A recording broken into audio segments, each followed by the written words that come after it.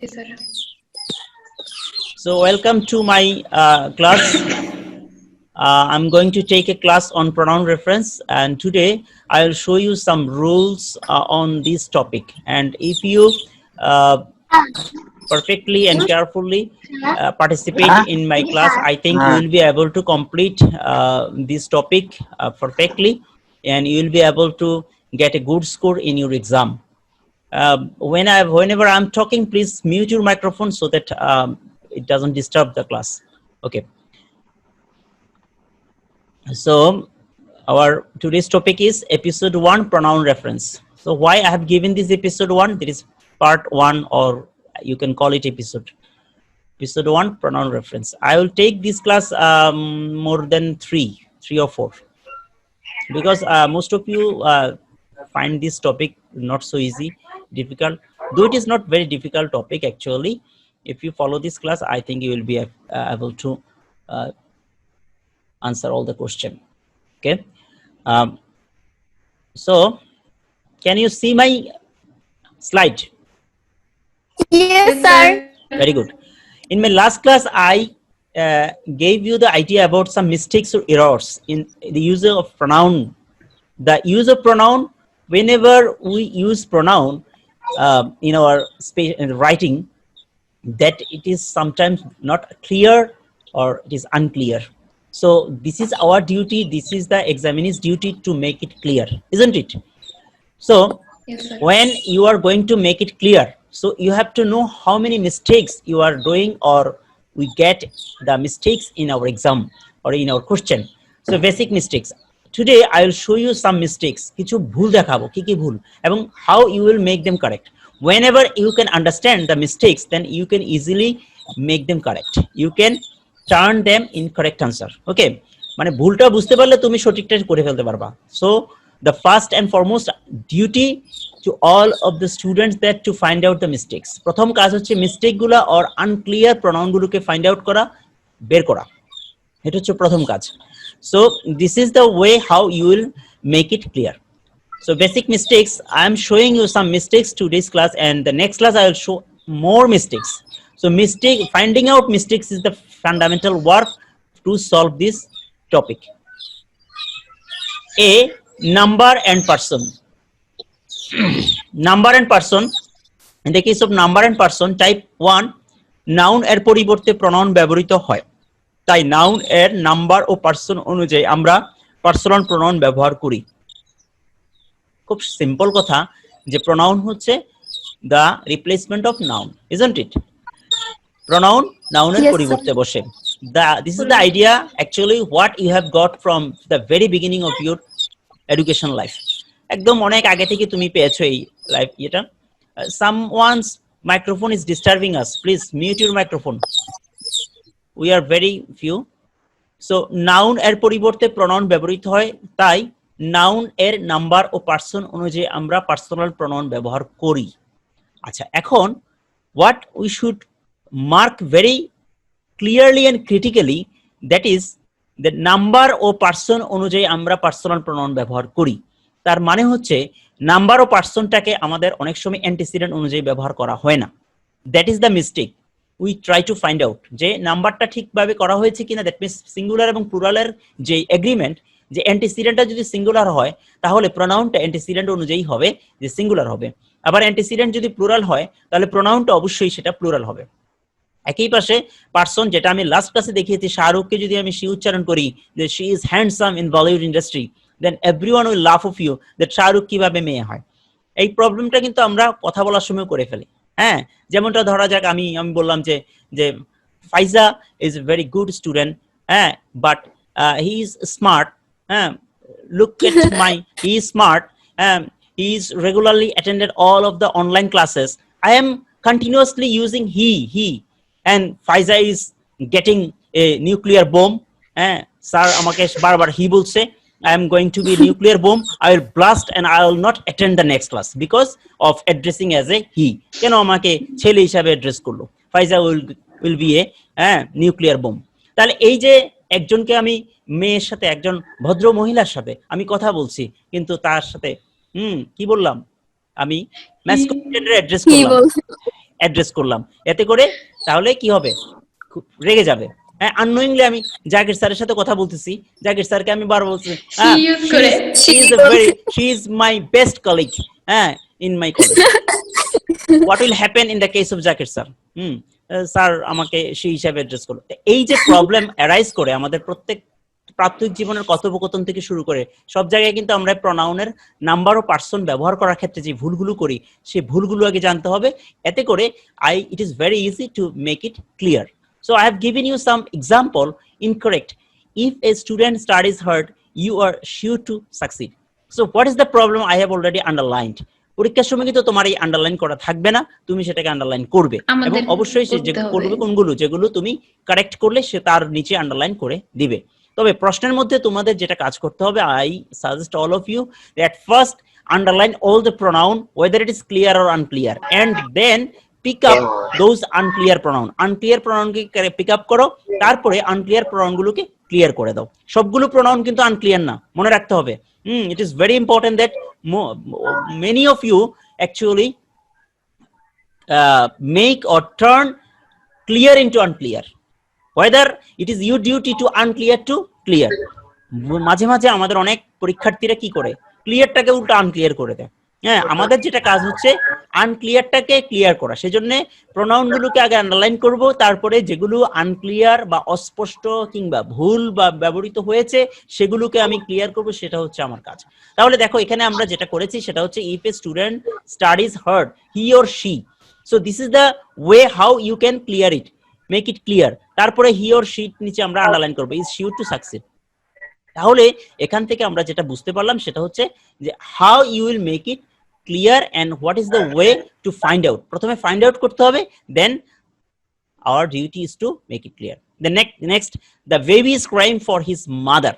Okay, so another mistake in the case of using person. So পার্সনের ব্যবহার করতে আমরা ভুল করেছি, সেটা হচ্ছে যে বেবির ক্ষেত্রে আমরা জানি যে হিজ ব্যবহার করা যায় না, ইটস ব্যবহার করতে হয়, right? So baby is crying for his mother. এখন বিষয়টা হচ্ছে তোমার এখন যেমনটা আলাদা আলাদা বাক্যে হয়তো খুব সহজে তুমি বুঝতে পেরেছো, একসাথে যখন প্যাসেজে দেওয়া হয় তখন কিন্তু প্রোনাউন গুলো অনেক সময় আমাদের কাছে ক্লিয়ার আসে না। বেসিক ধারণাটা হচ্ছে, আমি আজকে একটা হোমওয়ার্ক দিব তোমাদেরকে, গত ক্লাসেও বলেছি যে প্রোনাউনের ক্লাসিফিকেশন, প্রোনাউনের ডেফিনিশন এগুলো ভালো করে জানতে হবে, কোনটা কোন প্রোনাউন সেটা জানতে হবে। অনেক স্টুডেন্ট এখন অবধি জানে না যেটা কি আদৌ প্রোনাউন কিনা, কারণ সে শুধু জানে নাউনের পরিবর্তে যা বসে সেটা প্রোনাউন, কিন্তু প্রোনাউনের ক্লাসিফিকেশন যে 8 কাইন্ডস অফ প্রোনাউন, প্রত্যেকটা প্রোনাউনের ডেফিনিশন এবং এক্সাম্পল তোমার জানতেই হবে, আদারওয়াইজ তুমি এই প্রোনাউন রেফারেন্স চ্যাপ্টারটা ভালো করবে না।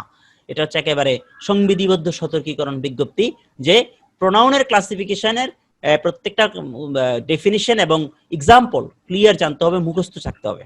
এটা ডিরেক্ট আসবে না কোশ্চেনে, কিন্তু এটা তোমার এই সলভ করার ক্ষেত্রে দারুণভাবে সাহায্য করবে।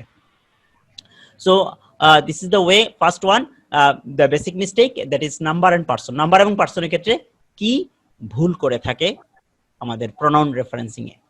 Next, type 2, which one? The type 2, and দিয়ে দুটি সিঙ্গুলার সাবজেক্ট যুক্ত হলে আমরা প্লুরাল প্রোনাউন ব্যবহার করি। ভেরি গুড সিম্পল এক্সাম্পল, যে যখন আমরা কোনো নাউনকে, দুটো প্রোনাউনকে এন্ড দ্বারা যুক্ত করি, সিম্পলি সেটা প্লুরাল প্রোনাউন ব্যবহার করি। কিন্তু ইনকারেক্ট বা আমাদের ভুলগুলো কি হয়, mister Mahbub and mister Mahfuz visited his uncle's house last week. Very simple. I have given you the another underlined pronoun here, his. Can anyone say what kind of pronoun his is? His টা কি ধরনের pronoun বলতে পারো? Personal pronoun, objective form. Very good. Personal pronoun, এবং এটা objective possessive pronoun, possessive form, objective না, possessive pronoun, যেটাকে possessive pronoun। আচ্ছা, তাহলে এটাকে যদি আমরা ক্লিয়ার করি, fine, mister Mahbub and mister Mahfuz visited their uncle's house last week. এগুলো প্রোনাউন রেফারেন্স ক্লিয়ার করার জন্য। প্রোনাউন রেফারেন্স কি, প্রোনাউন রেফারেন্স বিষয়টা কেন জটিল মনে হবে না আমাদের কাছে, এটা খুব সিম্পল, খুব ইজি। এই উদাহরণগুলোর মাধ্যমে তুমি সহজে বুঝতে পারো। এখন পরীক্ষার সময় তোমাদের যেটা চ্যালেঞ্জ, যেটা ফেস করবে, what are the challenges you will face, সেটা কিন্তু আমি দেখাবো। এত সহজ নয় বিষয়টা, যতটা সহজ এখানে মনে হচ্ছে। সাম challenges I'll show you in my next class, that what are the challenges you are going to face, and you would not find it as easy as here. Type 3 and দিয়ে যুক্ত দুটি সাবজেক্ট যদি একই ব্যক্তিকে নির্দেশ করে তাহলে আমরা সিঙ্গুলার প্রোনাউন ব্যবহার করি। এটাও খুব সহজ একটা বিষয়, তোমরা অনেকেই জানো যে the headmaster and secretary left for their destination. তাহলে এখানে দেখো হেডমাস্টার এবং সেক্রেটারি দুটোর আগে কিন্তু আর্টিকেল ব্যবহার করা হয়নি, যেহেতু দুটোর আগে রাইট দুইজন একই ব্যক্তি বিধায় তাহলে সেখানে আমরা দেয়ার দিলে ভুল হবে, সেটা দিতে হবে একজন, যেহেতু সিঙ্গুলার প্রোনাউন দিতে হবে। একইভাবে the headmaster and secretary left for his destination. তাহলে এখানে আমরা যেটা দেখলাম সেটা হচ্ছে ওই নাম্বারের বিষয়টাই আবার নিয়ে আসছে, যে সিঙ্গুলার এবং প্লুরালটাকেই কারেকশন করা হয়েছে, যেটা প্লুরাল দিয়ে আছে ভুল হয়েছে এবং আমরা সিঙ্গুলার দিয়ে সেটাকে কারেকশন করলাম। এতটুকু পর্যন্ত কি তোমাদের বুঝতে কোনো সমস্যা হয়েছে? জি না স্যার, হবে না।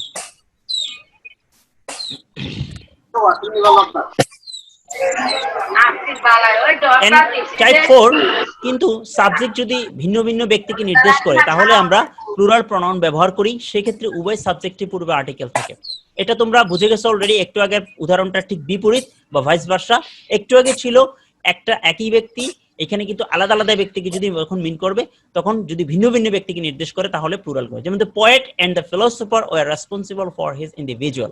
ভেরি সিম্পল, এখানে দ্য পোয়েট, দ্য পোয়েটের আগে দা ব্যবহার করা হয়েছে এবং ফিলোসফার আগে দা ব্যবহার হয়েছে, তাহলে নিশ্চয়ই দুইজন আলাদা ব্যক্তি, তাহলে অবশ্যই এখানে হিজ হওয়ার কোনো সুযোগ নেই, নাকি? সুযোগ নাই। তাহলে এখানে অবশ্যই আমরা দেয়ার ব্যবহার করব। The poet and the philosopher are responsible for their individual work. তাহলে দা সাবজেক্ট, এইখানে আলাদা আলাদা ব্যক্তি বুঝবো কিভাবে? দুটোর আগেই যখন আমরা আর্টিকেল দেখব তখন আমরা দুটো, তাহলে আমরা এটা প্লুরাল ব্যবহার করব। টাইপ 5 সাবজেক্ট যে ক্ষেত্রে ওয়ান থাকে সেক্ষেত্রে আমরা প্রোনাউন হিসাবে ওয়ান ব্যবহার করি। সাবজেক্ট যে ক্ষেত্রে ওয়ান থাকে সেক্ষেত্রে আমরা প্রোনাউন ওয়ান ব্যবহার করি। এটা কিন্তু একটু জটিলতা তৈরি করে তোমাদের পরীক্ষায়। অনেকগুলো নিয়মে আমরা এখানে আলোচনা করছি, কতগুলো নিয়ম আছে দেখবা তুমি কমন লিখতে পারবে। যারা মোটামুটি প্রোনাউন সম্পর্কে আইডিয়া আছে, যারা দুই একবার অন্তত প্র্যাকটিস করছে, তারা প্রোনাউন রেফারেন্স খুব সমস্যা। কিন্তু কিছু কিছু ক্ষেত্রে দেখা যায়, আমি একটা চ্যালেঞ্জের কথা বলি, অনেক সময় তোমরা খেয়াল করবে যে 5টা আনক্লিয়ার প্রোনাউনই তুমি খুঁজে পাচ্ছ না, এরকম হয়? 5টার একটাও খুঁজে পেতেছি না। 5টার একটাও না, 5টার মধ্যে 3টা পাইছো অথবা 4টা পাইছো, এরকম হয়েছে। 5টার একটাও খুঁজে না পাওয়ার অর্থ হচ্ছে you have to use your glass more powerful, তোমার চশমার পাওয়ার বাড়াতে হবে। I recommended Faiza to an eye specialist as early as possible, as she তিনবার দেখাইছি, তিনবার। Oh, Allah, very bad. Okay, so come to the point. এই ক্ষেত্রে আমরা অফ ক্লাসে আলোচনা করব, যে বলছে যে one must obey his teacher, parents. ও আমি যেই প্রবলেমটার কথা বলছিলাম, যে 5টার মধ্যে 4টা পাওয়া যায়, একটা পাওয়া যায় না, অথবা 3টা পাওয়া যায়, 2টা পাওয়া যায় না। আমি এই ক্ষেত্রে তোমাদেরকে যে সাজেশনটা করব, তোমরা বারবার পড়বে, পড়ে ওই যে প্রথমে আমি যে কথাটা বলেছি যে প্রত্যেকটা প্রোনাউনকে আন্ডারলাইন করে ফেলবা। Every pronoun you must underline, বুঝতে পারছো? এবং এটাতে উপকারটা কি হবে? উপকারটা হবে এই, তুমি দেখবে যে এবার প্রোনাউন হয়ে গেছে প্রায় 8টা বা 7টা। এতক্ষণ তুমি 4টা পাচ্ছিলা, 3টা পাচ্ছে না, আনক্লিয়ার। এখন 8টা প্রোনাউন ফাইন্ড আউট করার পর যেটা হবে, এই 8টার মধ্যে তুমি কোনো না কোনো প্রোনাউন দেখবা ক্লিয়ার ও আনক্লিয়ার আছে, এবং ওই 3টা বাদ দিয়ে দিবা, আর বাকি 5টা তুমি নিবে।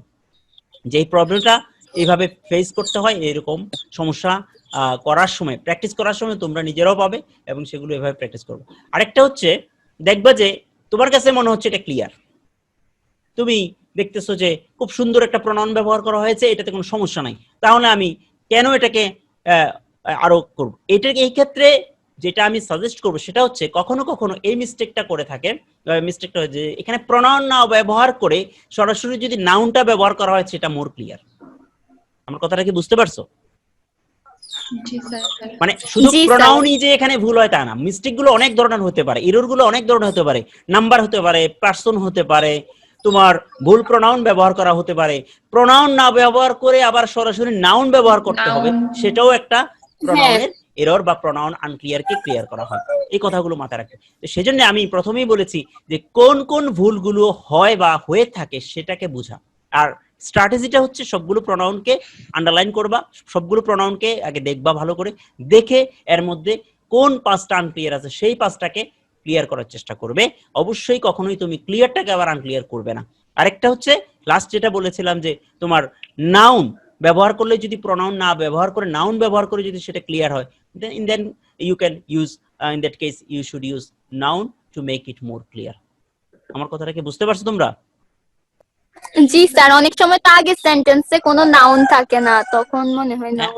আগের সেন্টেন্সে নাউন থাকবে না এরকম দিবে না তোমাদেরকে সেটা দিবে। আমি গত ক্লাসে তোমাদেরকে এরকম কিছু উদাহরণ দিয়েছি যে বলেছিলাম যে নাউন নাই। হ্যাঁ নাউন নাই, হ্যাঁ, সেখান noun থেকে নাই যেমন এরকম। সায়েন্টিস্টের কথাটা মনে আছে যে সায়েন্টিস্টরা বলছে এখন বাগানের প্রতি মানুষের মৌমাছির তেমন আকর্ষণ থাকে না, বলেছিলাম। মৌমাছির হ্যাঁ আকর্ষণ নেই। হ্যাঁ, এখন মৌমাছি সেটা বিলুপ্ত। ক্লিয়ার করার জন্য আমরা কি দিছি, সেটা ক্লিয়ার করার জন্য আমরা দিছিলাম যে হয় সায়েন্টিস্ট বা এন্টোমোলজিস্ট বা বায়োলজিস্ট এই ধরনের বা পরিবেশবিদ, যারা পরিবেশবাদী বা ওই ব্যক্তি এরকম কিছু তোমার নিজ থেকে দেয়া যেতে পারে। তুমি যখন বুঝে যাবা এই কথাটা কে বলতে পারে, তাই না? যেমন ধরো স্বাস্থ্য সম্পর্কিত কোনো বিষয় বলছে তাহলে তো ডক্টর বলবে, চোখের ব্যাপারে তো আই স্পেশালিস্ট বলবে, নিলে ফিজিক্সের স্যার বা ইংলিশ স্যার বলবে না, তাই না? তাহলে ফাইজার চোখের সমস্যা, সেই সমস্যাটা কে বলবে? অবশ্যই এটা চোখের স্পেশালিস্ট বলবে। এই ধরনের বিষয় ব্যক্তির সাথে সম্পর্কযুক্ত তুমি নিশ্চয়ই বুঝতে পারবা যে who can recommend this, who can say about this, সেটা বোঝার ক্ষমতা তোমাদের এই বয়সে আশা করি হয়ে গেছে। তাহলে এটা ছিল একটা খুব স্ট্র্যাটেজিক্যাল কথা, যে কথাটা যেটা ইচ্ছা মাথায় থাকলে তোমার হয়তো বা পরীক্ষার সময় এই সমস্যাগুলো নাও হতে পারে। তো সেইখানে টাইপ 5টা হচ্ছে সাবজেক্ট যে ক্ষেত্রে ওয়ান থাকে সেক্ষেত্রে আমরা প্রনাউন হিসেবে ওয়ান ব্যবহার করি, যেমন ওয়ান মাস্ট অবে হিজ প্যারেন্টস। এটা অনেক সময় তোমরা ভুল করে থাকো যে ওয়ানটা যে প্রনাউন এটাই বুঝতে পারো না। ওয়ানটা কি ধরনের প্রনাউন কে বলতে পারো?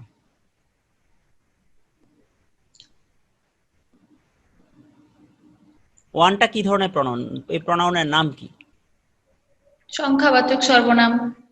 সর্বনাম। নাম্বার। সংখ্যাবাচক সর্বনাম। এই সংখ্যাবাচক সর্বনাম বুঝাইতে তো ফাইজা আমার আরেকটা ক্লাস নিতে হবে। Can you say it in English? এটা কি ধরনের সংখ্যাবাচক সর্বনাম জাতীয় কিছু ইংরেজিতে ক্লাসিফিকেশন আছে কিনা? indefinite pronoun. Indefinite pronoun. At last you have got it from your book, right? Indefinite pronoun. Okay. তাহলে ইনডিফিনিট প্রনাউন ওয়ান যেটাকে ডেফিনিট করে না, ইনডিফিনিট। এই যে প্রনাউন বলতে পারলা না, ক্লাসিফিকেশন বুঝাইতে পারলা, তার মানে তুমি ওয়ান যে প্রনাউন এটাও কিন্তু পরীক্ষার সময় বুঝতে পারতে তোমার কষ্ট হবে, এবং এই জন্যই ওই প্রনাউন খুঁজে পাও না বিধেই তোমরা অনেক সময় বলো যে স্যার এখানে তো 3টা আছে 4টা আছে। It is not only problem for you, the Miabadar college student, it is problem for all over the Bangladesh. I have seen many students, they do not find the 5 pronoun from the text. 5টা pronounce তারা পায় না, কারণ ওই যে সে pronoun যে এটা সেটাই বুঝে না, ওয়ান যে একটা প্রনাউন সেটাও সে বুঝে না। যাই হোক, আজকে তোমরা যেটা করবে বাসায় সবগুলো প্রনাউনের ক্লাসিফিকেশন একদম মুখস্থ করবে, ঠিক আছে? উদাহরণ আদারওয়াইজ তুমি প্রনাউন রেফারেন্সিং চ্যাপ্টার আমি পড়াতে পারবো, কিন্তু তোমরা এটার উপরে কোনো রকমের ভালো মাস্টার বা ভালো কোনো রকমের দক্ষতা অর্জন করতে পারবে না। এটা হলো বেসিক কথা, সোজা সাপটা কথা। আগে প্রনাউনের ক্লাসিফিকেশন এবং তার উদাহরণ মনে রাখতে হবে। So one must obey one's parents. আমি নেক্সট ক্লাসে সবাইকে জিজ্ঞেস করব যে কোনটা কোন pronoun. I will discuss on this topic. Okay. So this today's homework pronoun and its classification আমি আগেই লিখে রাখছিলাম যে তোমাদেরকে আজকে আমি হোমওয়ার্ক দেব প্রনাউন এন্ড ইটস ক্লাসিফিকেশন। এগুলো সকল বইয়ে আছে, কোনো নির্দিষ্ট গ্রামার বই লাগবে না, যে কোনো বইয়ে আছে সেখান থেকে পড়ে নেবা। Try to solve some split sentence from advance or HSC test paper. তোমাদের কাছে অ্যাডভান্স অবশ্যই আছে আমি জানি, অথবা এইচএসসি টেস্ট পেপার যেটাই আছে সেটা থেকে তোমরা স্প্লিট সেন্টেন্স মানে হচ্ছে আলাদা আলাদা বাক্য, স্প্লিট সেন্টেন্স যেগুলো আছে সেগুলো আলাদা আলাদা বাক্যগুলো সলভ করবে। আলাদা আলাদা বাক্য সলভ করলে সুবিধা হবে যে তুমি প্যাসেজটা করতে সহজ হবে। হ্যাঁ, আমি এই মুহূর্তে তোমাদেরকে বলছি স্প্লিট সেন্টেন্স করো, আলাদা আলাদা বাক্য করো, ইন্ডিভিজুয়াল সেন্টেন্স করো, সলভ করো।